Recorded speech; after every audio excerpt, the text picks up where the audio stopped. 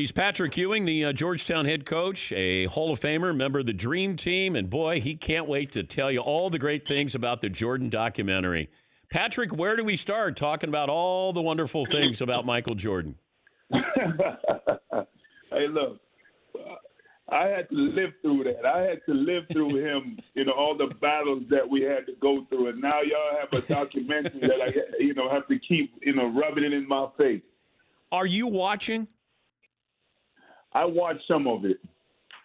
I watched some. I watch a little, then I shut it off and go do other things. Like I said, I lived through it, so I don't need to watch it. I know he's great. Were you interviewed for it? Yes, I was. And what did they ask you about? They asked me a million questions. I think they might have showed me on it a small piece of it, but I think they interviewed me for about an hour. I think you're coming up. I think you and Reggie Miller are going to get some airtime coming up. I told you this yesterday when I talked to Reggie a couple of weeks ago. Like, it's still painful for him. He hated talking about it, and the only reason why he watched the documentary is because I said, "Hey, will you watch it so we can talk about it?" He said, "It's no fun." He said, "It's fun for you guys because you get to watch it and go, oh, Michael Jordan's so great." It was painful for us. Oh, definitely. As fans, people are in awe of him. But we're the ones that had to battle him, and you can't, as a competitor, you can't think of him as, this Michael Jordan, one of the greatest players to ever play the game. You're out there trying to kick his butt, and you and your team are trying to do everything possible to try to beat that team. Is there I look back, there's that clip where Mike's last trip to the Garden, and is it after the game where he said something about, I haven't handed out this kind of beating since 1984, when he was talking about the title game with you in North Carolina, Georgetown? But it wasn't even that. It wasn't even a beating. We had an opportunity to win that game. We just, like every game, it's all about mistakes. And we made a crucial mistake at the last possession, turned the ball over, and they sealed the game. But that's just Michael. He's a great guy. He's a friend, but he's the biggest trash talker that I've ever met. Both he and Bird.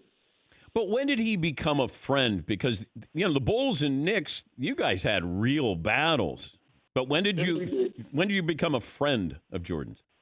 Well, I think we've been friends ever since we met each other on our visit, on my visit to North Carolina. He had already committed. That was the first time I met him, and we just developed a friendship since then. We played in the McDonald's game together, spent some time then, and then over the years, our friendship grew. We both were represented by we had the same agent. Both Dean Smith and Coach Thompson were great friends.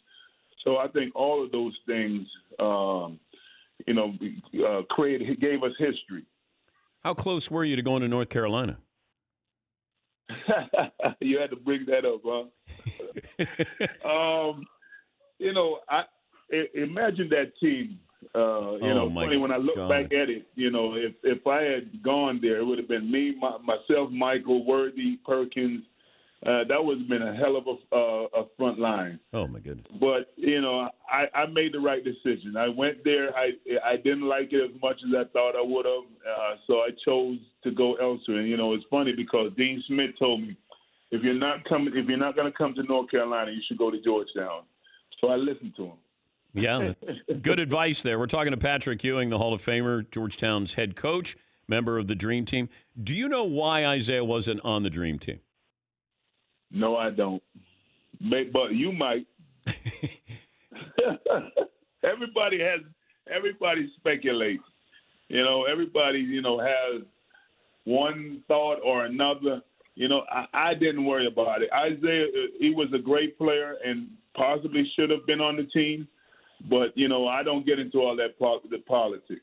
I always, what I heard, and these are reliable people that I heard it from, is that, Michael wanted an atmosphere that was fun. You knew you were going to win. You knew you were going to win the gold medal. Michael and everybody, they wanted to have fun. Mike wanted to play golf and, play cards and be with his guys. And Isaiah was not part of that fraternity. That this wasn't a basketball decision. I could have played point guard for you, Patrick. This wasn't about, hey, if we have Isaiah, we're going to win by 67 over Angola. It was just, I think it was about friends getting together, and that was the feeling I always had. Well, to me, it was all about showing the world our dominance. We had lost in the previous Olympics. I remember we'd lost to Brazil, and I remember I forgot the young man's name. He was yelling on the TV, "God bless America." So we were the SEAL. We were the 18 that America sent to go kick butts and take names and bring and show the world the dominance that we have in terms of basketball. And because of that,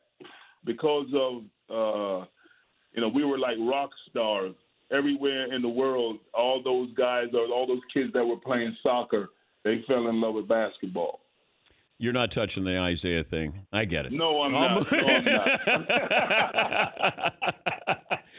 Hey, look, my mother raised me right. No, I got it. Hey, I got it. I just being a journalist. What do you remember about that practice where Michael and Magic kind of going at each other, and then Michael said there's a new sheriff in town? Oh, I remember vividly. Those two are always talking trash to each other. Magic wanted to make sure that Michael knew that he still had game, and he was, he had to go through him to get the throne. And Michael was, of course, as Michael is, always had a chip on his shoulder. He wanted to show him and the rest of the guys that he is the big dog. So, the practices were the best thing, best games.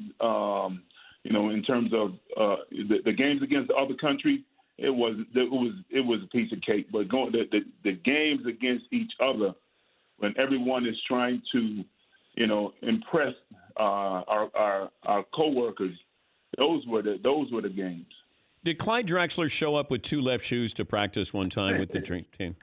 No, why are you bringing up all the negative things? Well, no, I'm just asking. I told people this story yesterday that Michael was so rough on Clyde Drexler because somebody had the audacity to say Clyde was as good as Michael, or Michael, that competition that they had in the NBA Finals. Right. And I said there was a story that Clyde showed up with two left shoes for practice.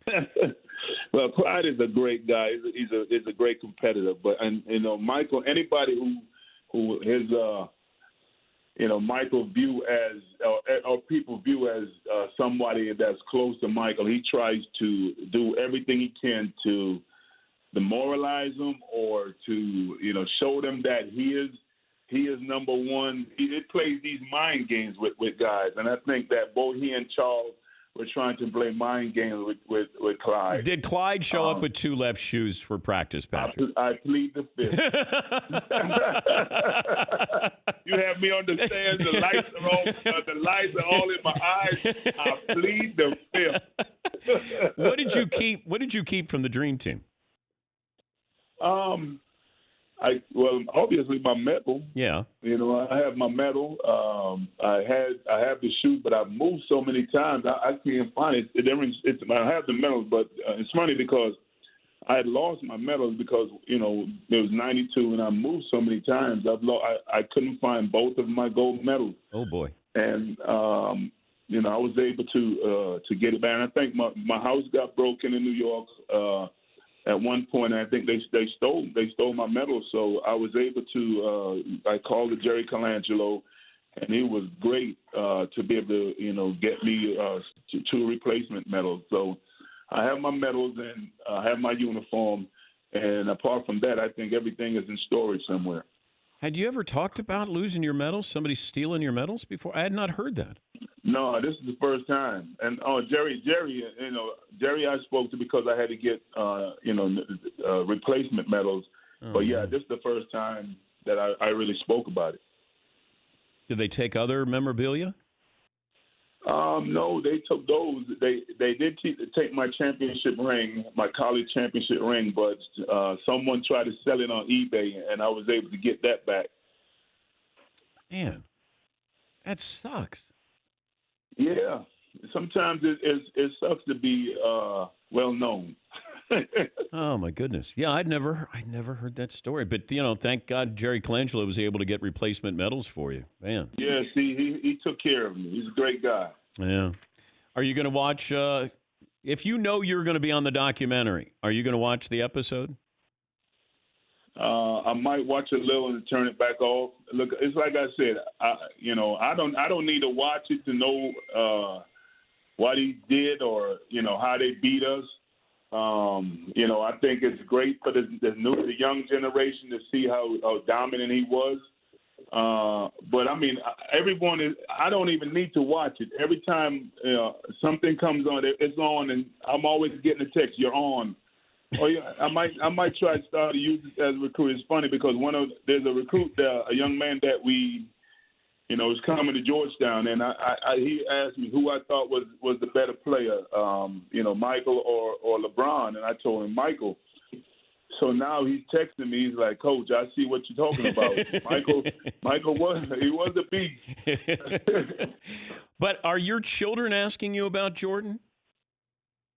My son, it's funny. Before I got on the call, I was on his Zoom call with his first grade class, and he's not really into basketball yet. But I was on the phone with Michael a couple of weeks ago, and he's like, "Dad, is that Michael Jordan, the guy that's on my shirt?" I said, "Yes, that's him." He's like, "Can I say hi?" I said, "No." Like, no, I don't want you talking to him. Mike might trash talk your son. Yes. Yeah, I know he would. I know he would. That's the kind of guy he is. Oh, you're the best. You're the best. I did tell the story when we first met in San Antonio when Mark Jackson put me on the spot and said, "Hey, tell Patrick who you would take, either him or Akeem." And I said, Akeem. And then you let out the biggest laugh. And I think you even said, "I might take him too." Well, Akeem was a great player. We had a lot of battles. We were very similar. Unfortunately, the only time that I was able to play in the championship in the finals, I lost to him. But I guess he was getting me back for us beating the Houston Cougars in '84. Yeah, Phi Slamma Jamma. Yes, but Mark did put you on blast. Oh. But the funny thing is, though, Dan, that was the first time that you and I really sat down and got to know each other as people. Before, I just thought of you as one of those media guys. Yeah. No, I came away from that dinner and I thanked Mark Jackson. I said, "Look, I'm glad you put me on the spot because and you even said, look, I appreciate you, being honest with me right to my face." Because before that dinner, I always loved Mutombo more than you. But after that dinner, it was you, Patrick. Well, he's more of a people person than I am. I'm introverted. He's the life of the party. Oh, if people only knew the real personality you have. You hid that so well for so many years. And I went to Mark Jackson. I said, "I'll be damned. He is funny with a sense of humor." And he goes, "Yeah, he doesn't want you to know that stuff, so don't tell people." And I went, "Oh, sorry." But when people see me or they judge what they see on TV, they see me with my game face on, my scowl. I'm playing, I'm sweating. I'm giving elbows every now and then. So when they make judgment, they make judgments on what they see on TV. But they sometimes they never try to get to know what the person really is off the court. Good stuff. Great to talk to you. And go Hoyas. And I'll talk to you soon. Thanks, Dan. Have a good one, man. That's Patrick Ewing.